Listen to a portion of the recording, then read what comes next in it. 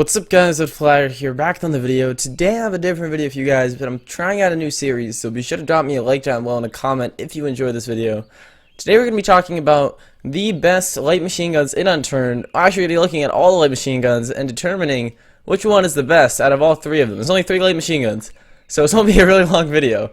But I'm going to show you guys here the Hell's Fury, the Dragon Fang, and the Nikarov, and I have a link open to a Steam guide that has the stats for all of the guns in Unturned. I'm going to link that in the description down below, so definitely be sure to go check that out. And if you want to see the stats for all the guns and see where I got all this information, I want to give credit to them, so definitely go check that out. And yeah, let's get right into the video. Alright guys, so the first stat we're going to be looking at is damage, and it's actually pretty interesting because all of these guns do the exact same damage.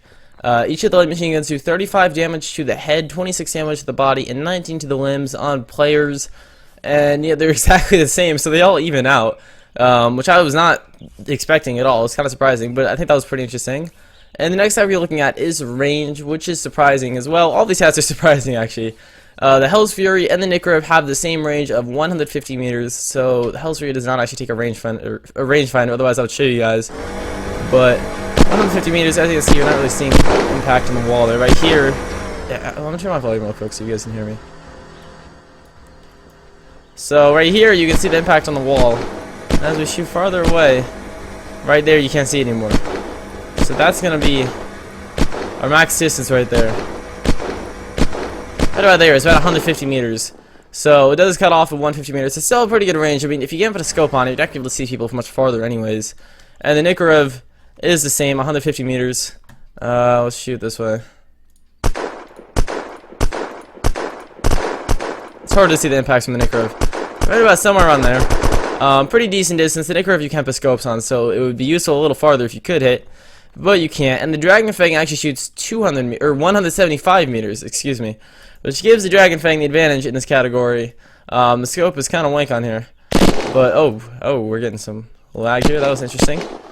But the Dragon Fang does shoot farther, so it's gonna be about that far, maybe even a bit farther. 175 meters, which is definitely not a huge difference, but you know, it is 25 meters. So it is a significant difference, and it gives the Dragon Fang a little bit of an edge so far. And the next stat we're going to be looking at is spread, and this one is pretty much what I expected. So the Dragon Fang spread is going to be 0.2, and the Nikarov spread is also going to be 0.2, so it's going to be the same. And by the way, spread is where when you shoot, like, the bullets go out to the side. Like, if you shoot, it's not going to go straight every single time. So I'll show you guys on the wall right here.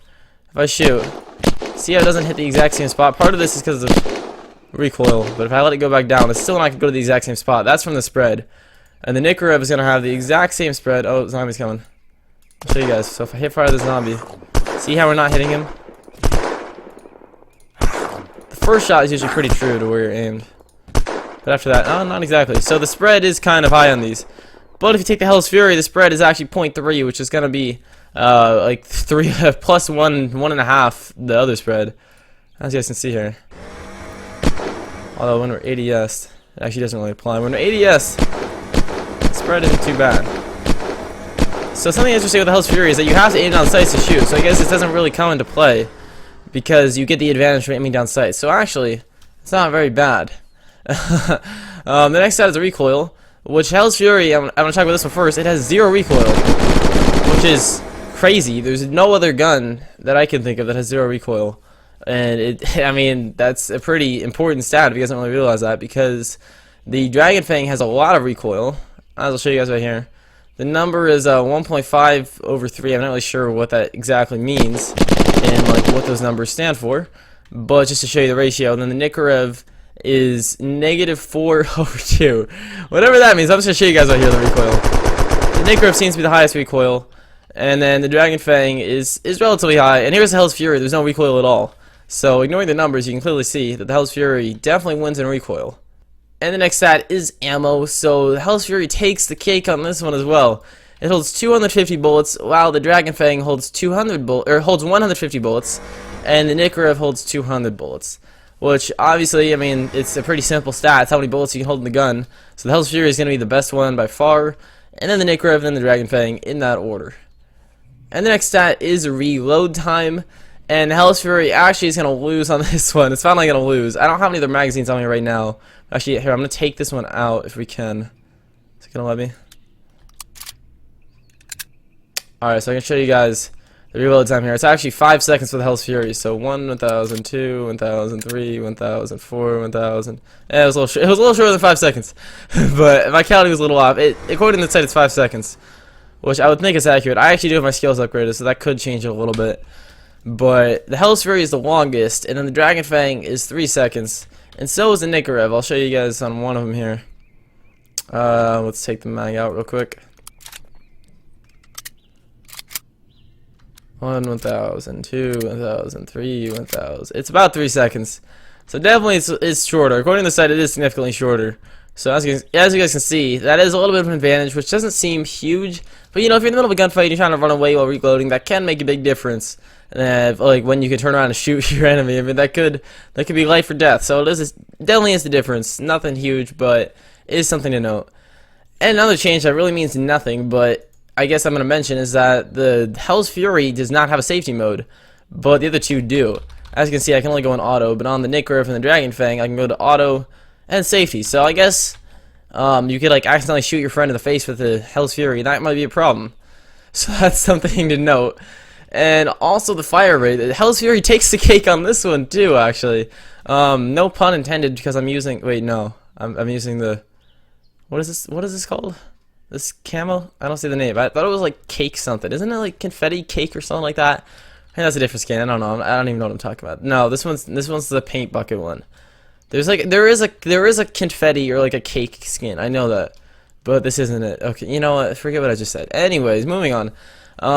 So the fire rate on the Hell's Fury is 3 ticks, which is gonna be the shortest. I'll show you guys real quick here. As you can see, it shoots very fast.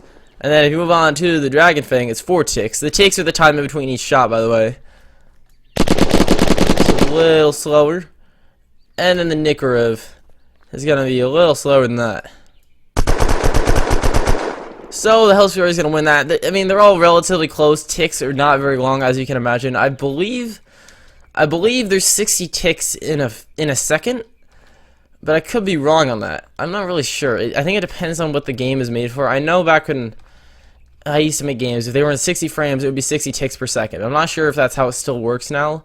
I'm not really sure how Unturned works exactly, but ticks are very short, as you can see, because there's 5 ticks in between each one of these shots. So they're very short. They're not very long. And that's actually going to be it for all of the stats for these guns. And clearly the Hell's Fury took the most first place for the stats. So I'm going to pick the Hell's Fury as my best LMG in Unturned. I just showed you guys all the stats. Once again, be sure to check out the link in the description down below to check out the page for yourself, and you can compare the guns and all the guns in Unturned. It has the stats for every single weapon, or every single assault weapon, like gun, ranged weapon. Ranged weapon, that's what I was looking for. Every single ranged weapon in Unturned, so definitely go check that out. And also comment down below what LMG you think is best, if you agree with me, or if you think I'm wrong and a different LMG is actually better.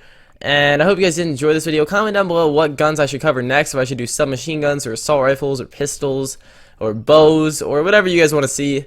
And yeah, I hope you guys enjoyed, and I will see you guys in the next one. Bye.